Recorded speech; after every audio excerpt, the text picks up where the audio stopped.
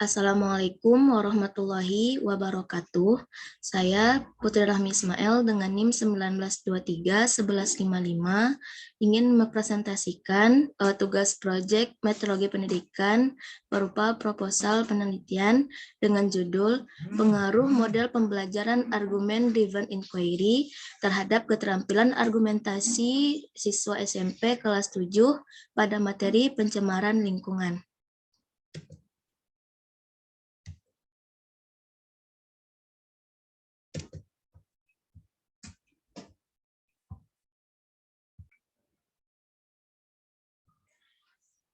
Adapun yang menjadi pokok bahasan pada tugas proposal ini terangkum dalam 3 bab. Yang pertama, bab 1 ada pendahuluan, bab 2 ada kajian teori, dan bab 3 ada metodologi penelitian.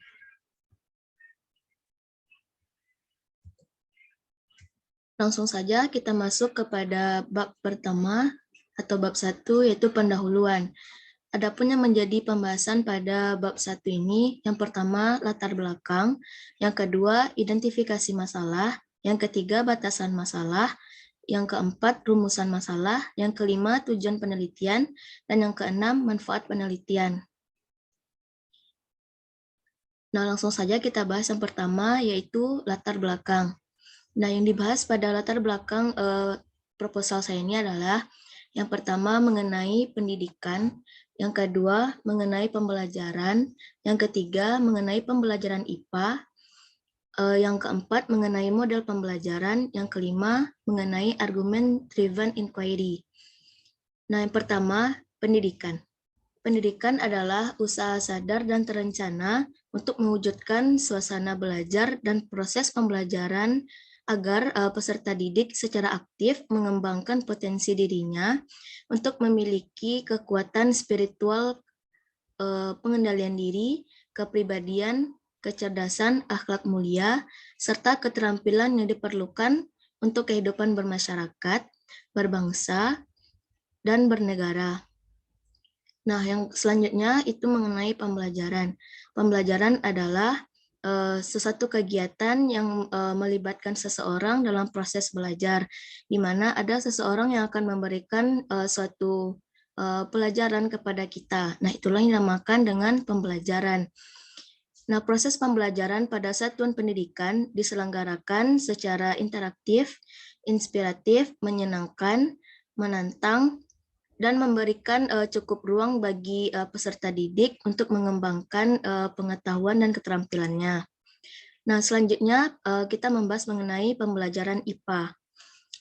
Nah, pembelajaran IPA pada kenyataannya pembelajaran sains masih kurang memberikan kesempatan bagi siswa untuk mengembangkan kemampuan berargumentasinya. Nah, di mana ada salah satu model pembelajaran nantinya yang akan mampu memfasilitasi pembelajaran IPA dalam pengembangan kemampuan argumentasi. Pendidikan ilmu pengetahuan alam dapat menjadi wahana bagi peserta didik untuk mempelajari diri sendiri dan alam sekitarnya, serta prospek pengembangan lebih lanjut dalam penerapannya di dalam kehidupan sehari-hari. Nah, selanjutnya itu mengenai argumen driven inquiry yang menjadi model pembelajaran yang bisa digunakan untuk menunjang keterampilan argumentasi bagi peserta didik.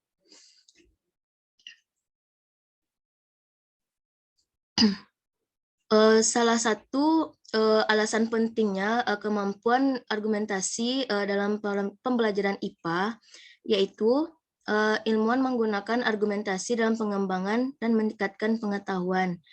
Yang kedua, masyarakat menggunakan argumentasi dalam perdebatan ilmiah.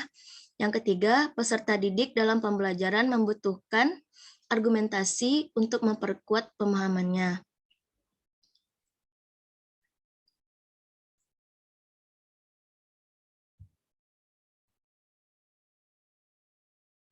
Untuk itu, ada salah satu model pembelajaran yang bisa menunjang keterampilan argumentasi peserta didik. Salah satu model tersebut adalah model pembelajaran argument driven inquiry, di mana model pembelajaran ini menjadi alternatif untuk meningkatkan kemampuan atau keterampilan argumentasi peserta didik. Nah, model pembelajaran argument driven inquiry merupakan model pembelajaran yang mampu merangsang kemampuan komunikatif siswa yang dikembangkan melalui kegiatan argumentasi.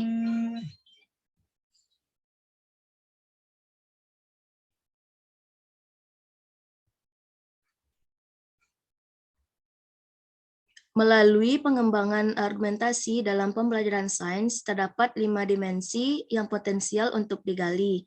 Nah, yang pertama, proses pencapaian literasi sains. Yang kedua, impetensi komunikatif dan berpikir kritis.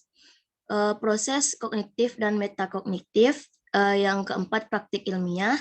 Yang kelima, pengembangan dan penalaran ilmiah.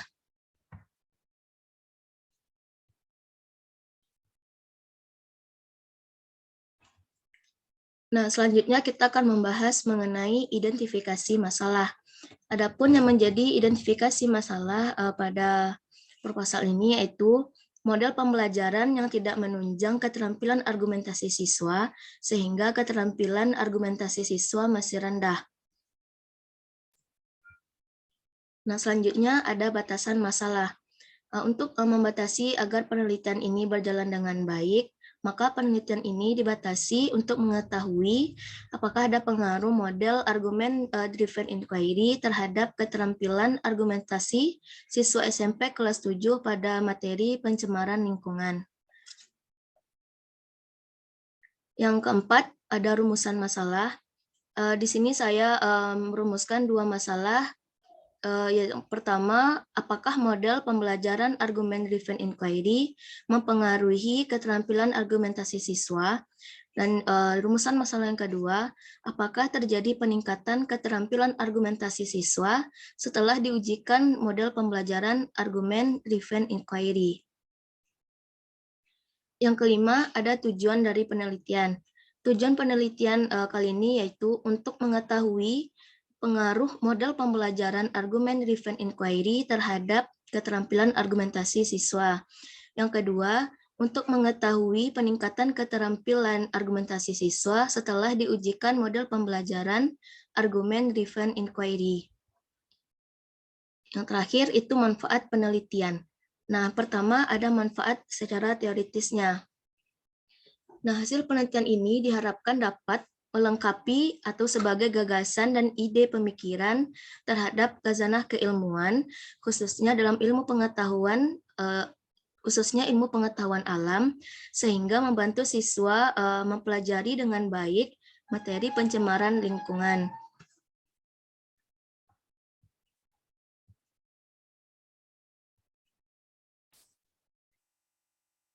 Nah, yang kedua ada manfaat secara praktis. Yang pertama bagi penulis sendiri. Nah, dengan adanya penelitian eksperimen ini, maka diharapkan hasil dari penelitian ini, penulis nantinya lebih memahami tentang model pembelajaran argument driven inquiry, serta pengaruhnya terhadap keterampilan argumentasi siswa. Yang kedua itu bagi siswa, diharapkan dapat menumbuhkan semangat dalam mengembangkan keterampilan argumentasi pada saat pembelajaran IPA dan dapat juga diaplikasikan pada pembelajaran lainnya.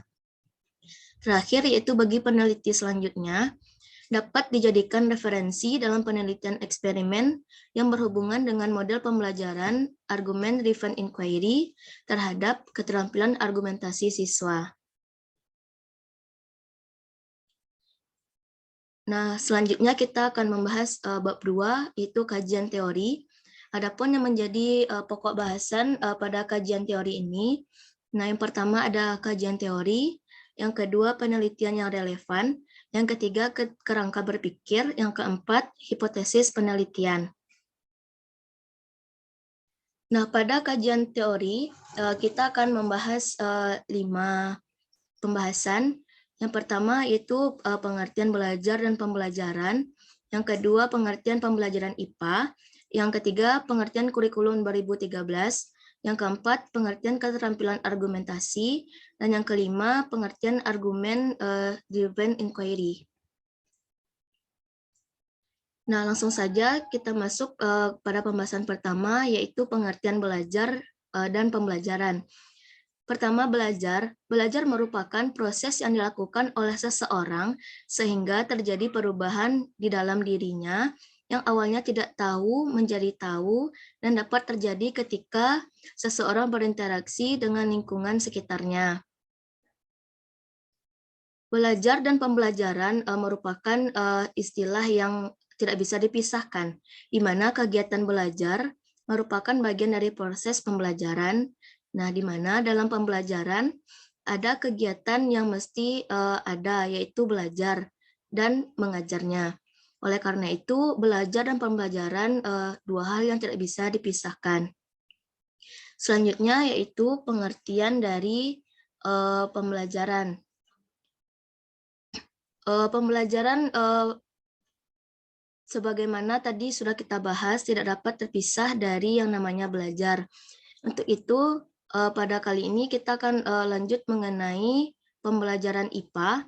Nah, ilmu pengetahuan alam adalah ilmu pengetahuan yang berkaitan dengan fenomena dan proses alam yang terjadi di sekitar kita, diperoleh melalui kegiatan ilmiah yang dimulai dari mengamati, menanya, membuat hipotesis, mengumpulkan informasi atau data, menarik kesimpulan, dan mengkomunikasikannya.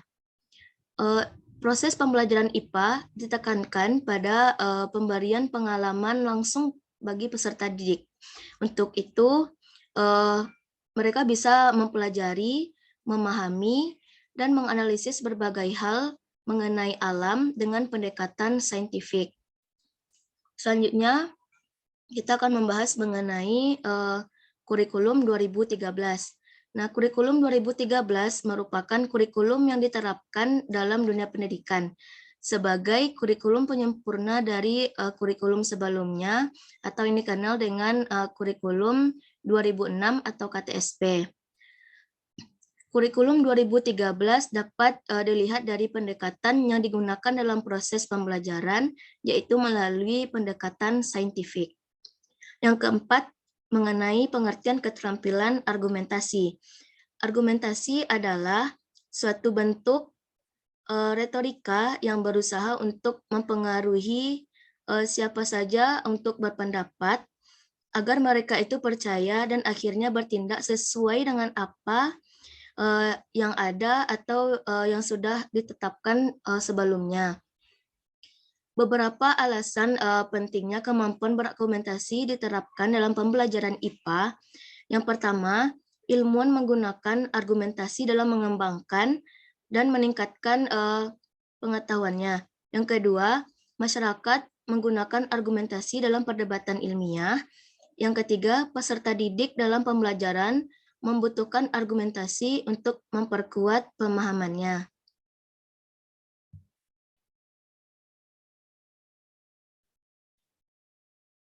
Yang terakhir yaitu pengertian dari model pembelajaran argument driven inquiry. Model pembelajaran argument driven inquiry merupakan salah satu model pembelajaran yang didesain untuk menyiapkan dan memberikan kesempatan kepada siswa untuk mengembangkan potensi mereka sendiri dalam memperoleh, melakukan investigasi, lalu menggunakannya untuk menjawab pertanyaan yang telah ditulis dan yang diberikan, serta berpikir secara kritis. Model ini memberikan kesempatan juga bagi siswa untuk terlibat dalam argumentasi ilmiah. Jika telah diberikan suatu masalah, nah ini bakal mampu merangsang siswa untuk mengeluarkan argumen atau pendapatnya sendiri.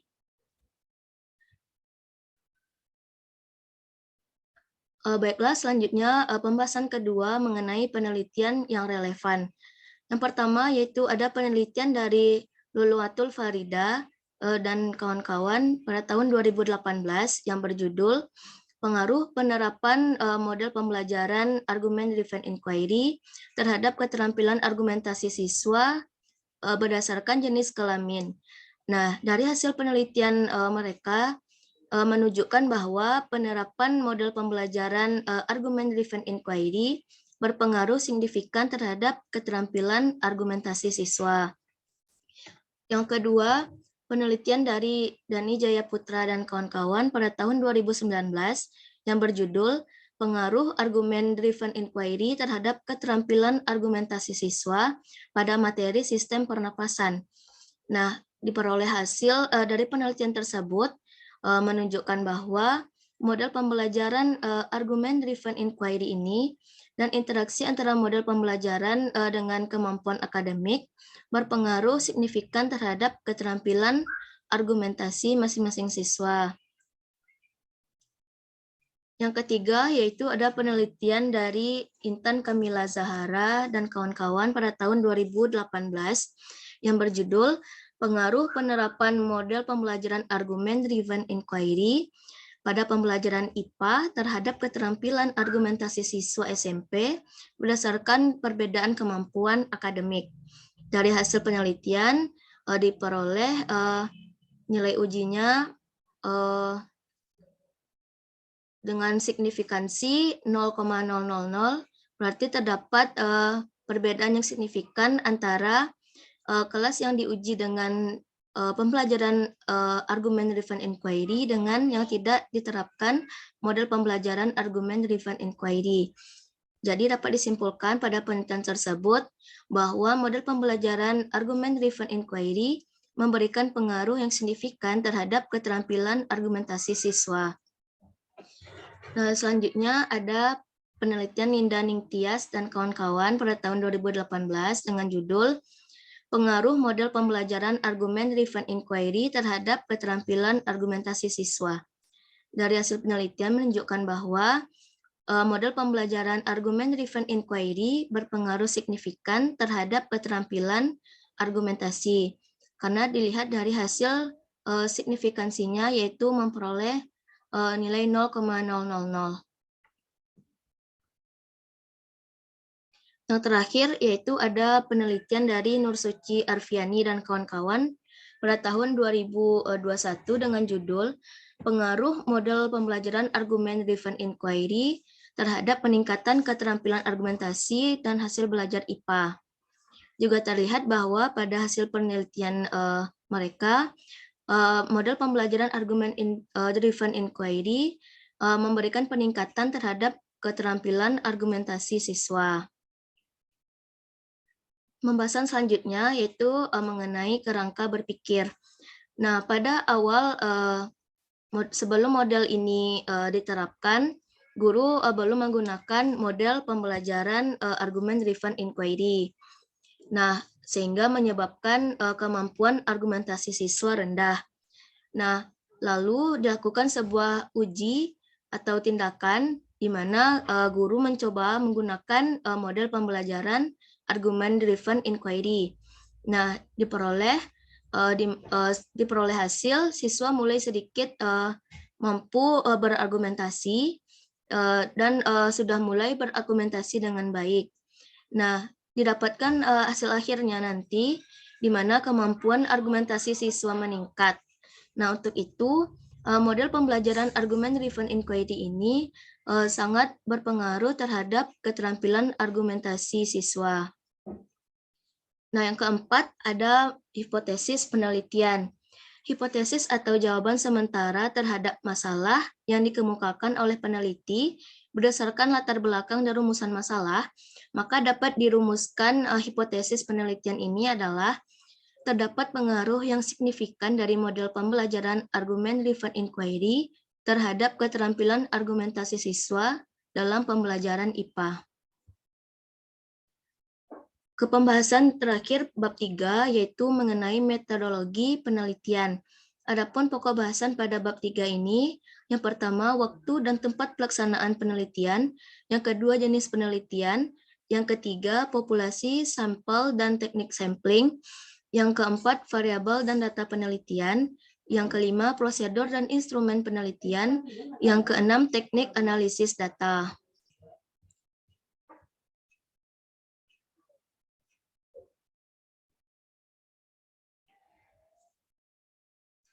Yang pertama, kita akan membahas waktu dan tempat penelitian.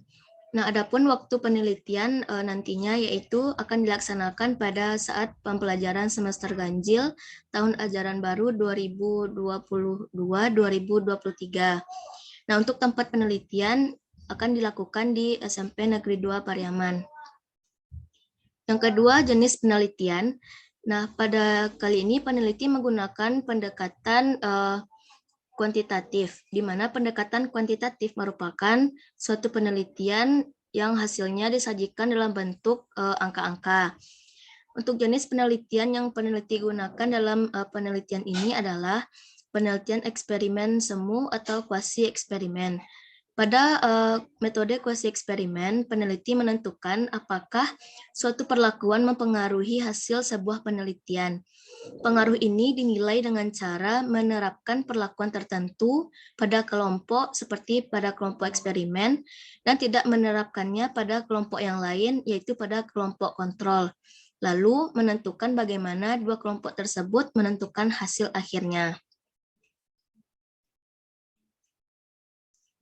Yang ketiga, populasi, sampel, dan teknik sampling.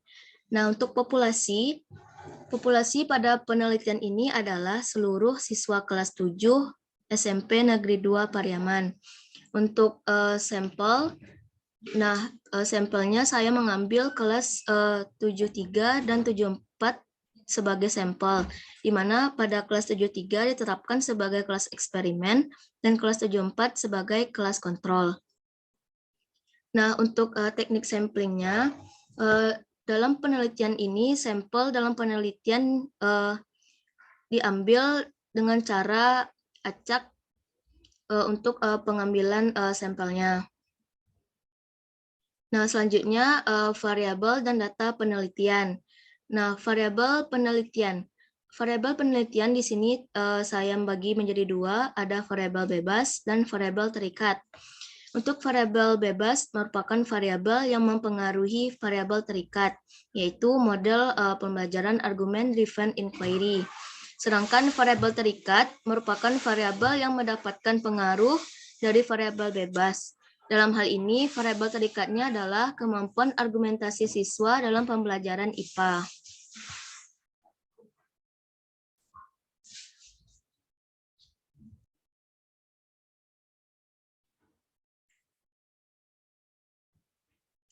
Selanjutnya itu ada data penelitian.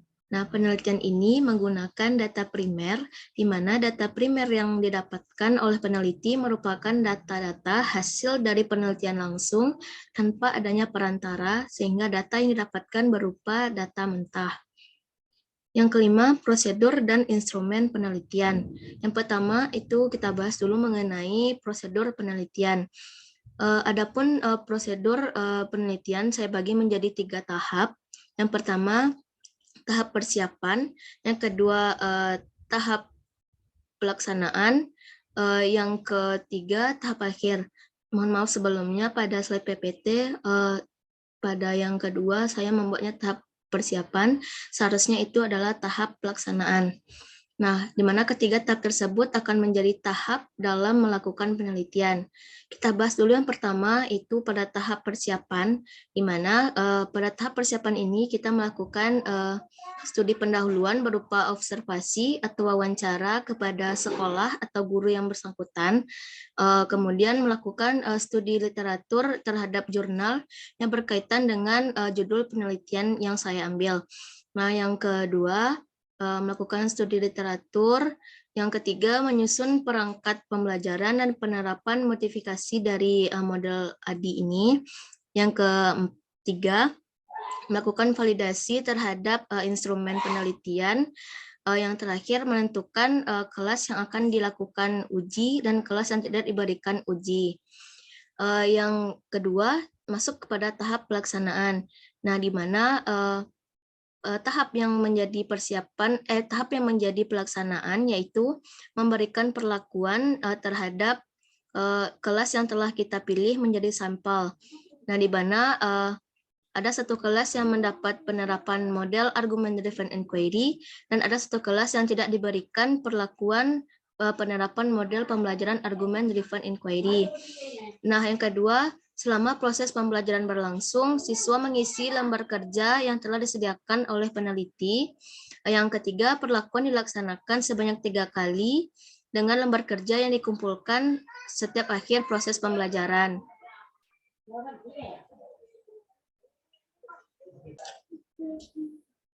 Yang terakhir itu tahap akhir dari prosedur penelitian, di mana pada tahap akhir ini kita akan mengolah data dari skor lembar kerja siswa, menganalisis dan membahas temuan penelitian, melakukan uji terhadap data yang didapatkan, dan menarik kesimpulan. Nah, yang selanjutnya instrumen penelitian. Nah, di sini ada beberapa instrumen penelitian. Yang pertama ada tes. Nah, instrumen untuk tes keterampilan dalam penelitian ini berupa tes uraian dengan jenis soal berdasarkan indikator kemampuan argumentasi, di mana tes yang digunakan tes dalam bentuk uraian yang berjumlah 10 soal. Selanjutnya instrumennya adalah angket. Angket dalam penelitian ini digunakan untuk mengumpulkan data tentang keterampilan argumentasi siswa. Yang selanjutnya ada uji validitas. Nah, validitas atau uji validitas merupakan suatu penguji atau ukur yang menunjukkan tingkat kevalidan atau kesahihan suatu instrumen.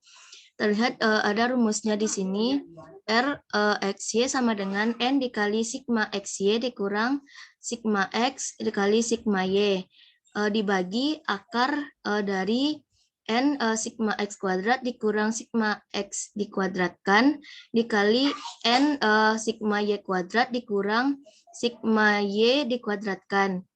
Nah, di mana R XY ini adalah koefisien korelasi, N itu adalah jumlah sampel, X itu skor butir, Y itu skor total butir, sigma X itu jumlah skor item pertanyaan, sigma Y jumlah skor item pertanyaan. Selanjutnya ada uji reliabilitas. Nah, reliabilitas instrumen penelitian juga dikatakan sebagai suatu alat yang memberikan hasil yang sama atau konsisten.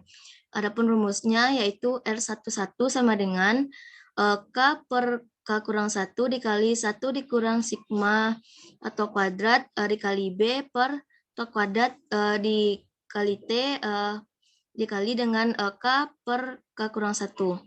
Di mana R11 merupakan koefisien reliabilitas alfa, K itu jumlah item pertanyaan, sigma atau kuadrat B jumlah varian butir, dan atau kuadrat T varian total.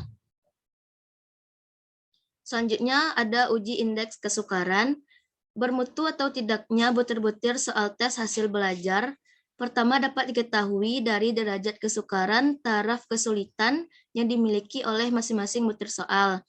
Adapun rumus ujinya P sama dengan B per J, di mana P merupakan indeks kesukaran, B banyaknya siswa yang menjawab soal benar, dan J jumlah seluruh siswa atau peserta didik. Yang selanjutnya itu adalah uji daya pembeda.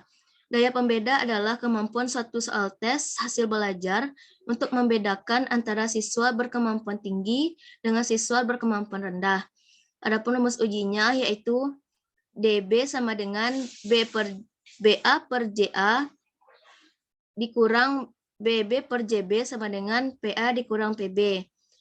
Adapun DB itu adalah indeks daya pembeda, BA itu jumlah siswa yang menjawab benar pada kelompok atas, JA itu jumlah siswa pada kelompok atas, B itu jumlah siswa yang menjawab benar pada kelompok bawah, JB itu jumlah siswa pada kelompok bawah, PA sama dengan proporsi siswa kelompok atas yang menjawab soal itu benar, dan PB proporsi siswa kelompok bawah yang menjawab soal itu benar. Selanjutnya terakhir yaitu teknik analisis data. Nah, pada teknik analisis data ini kita akan melakukan 3 uji prasyarat. Yang pertama kita lakukan dulu uji normalitas.